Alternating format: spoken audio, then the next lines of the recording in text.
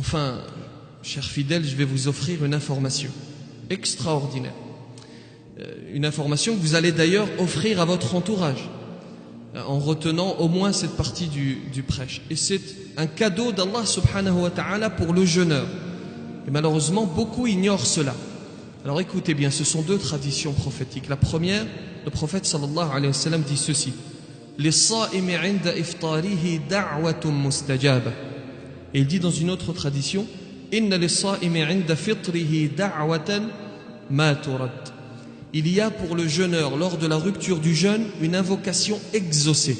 Dans une autre tradition, il y a pour le jeûneur, lors de la rupture du jeûne, une invocation qui n'est pas refusée. Dans ces moments où la table garnie de mets merveilleux t'appelle, lorsque la soupe t'attire, tu sais ce que tu vas faire? Détourne-toi un instant de cette table.